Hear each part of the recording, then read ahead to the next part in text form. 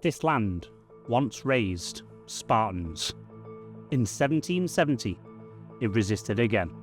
Before history is written, before borders are drawn, before names are carved into stone, there are moments that exist only in memory.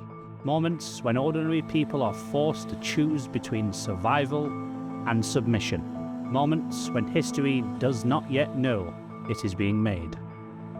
In the southernmost reaches of Greece, where mountains fall sharply into the sea, such a moment unfolded in the year 1770. This was not a clash of empires. It was not a war of kings or generals. It was the story of a people who refused to move. This is the story of Vromopigada. Mani is a land carved by stone and shaped by endurance. Its soil is thin. Its hills are steep. Its coastline broken and unforgiving. Here, survival has always required vigilance. Villages were built on ridges. Homes became towers. Families became fortresses. For centuries, empires passed nearby. Byzantine, Venetian, Ottoman, yet Mani remained stubbornly difficult to rule. Authority here did not come from decrees or distant capitals. It came from kinship, memory, and the ability to defend one's ground. This land did not invite conquest. It resisted it. By the late 18th century, the eastern Mediterranean stood on unstable ground. In 1768, war broke out between the Ottoman Empire and Russia. The conflict sent shockwaves across the region. Russian agents encouraged rebellion among Orthodox Christian populations, promising aid and liberation. For a brief moment, hope spread. But when Russian support faded, chaos followed. Communities were left exposed. Retaliation swept through the Peloponnese. Old wounds reopened. And once again, Mani stood apart.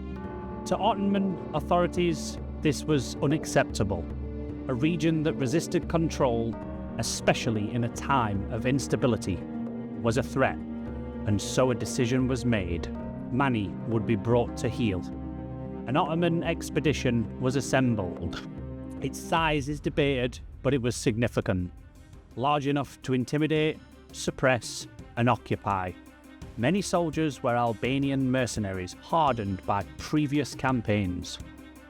They moved south towards Skoutari and a settlement guarding the approach into Mani heartland. Their advance was methodical, and along the way they encountered resistance.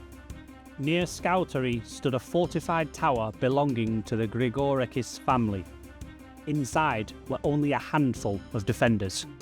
They held out for days, but eventually the attackers undermined the structure, packing explosives beneath its foundations. The tower collapsed. Those inside were killed. The message was clear: submission or destruction. But instead of fear, the destruction hardened Mani at resolve. After the tower fell, the Ottoman force advanced to a flat area between Parasyros and Skoutari. The place was known as Agio Pigada, Holy Wells. It offered water, space, and access deeper into Mani, but it was surrounded by high ground, and that ground was not empty. From villages across Mani, people gathered. They moved quietly, using paths passed down through generations. Leadership emerged around figures remembered as Exarchus Grigoricus and Tezantos Grigoricus. They were not generals, but men trusted by their people. Women played their part too, carrying supplies, tending to wounds, and according to tradition, preparing to fight if needed. This was not an army. It was a community preparing to defend itself. The Ottomans attempted to impose submission. Envoys were sent.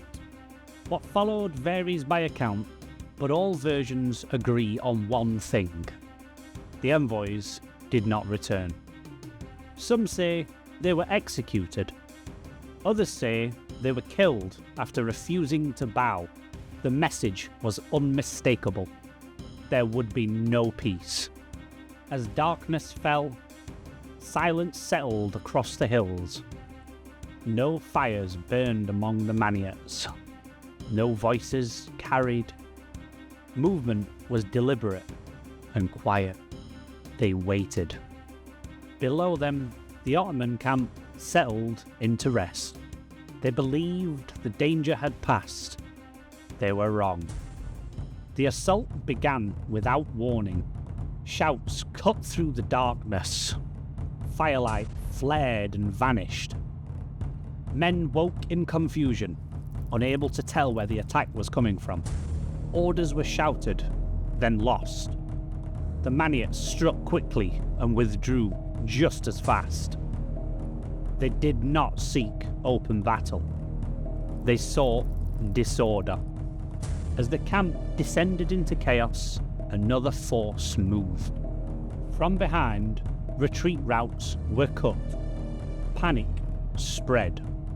Men ran into ravines, into one another, into darkness. The ground itself turned against them. The once organised force collapsed. By the time the sky began to lighten, the battle was over. The Ottoman force no longer existed as a fighting unit.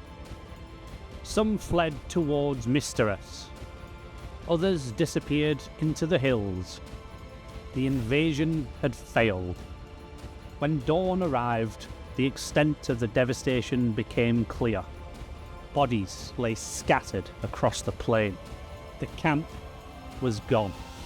According to tradition, there were too many dead to bury.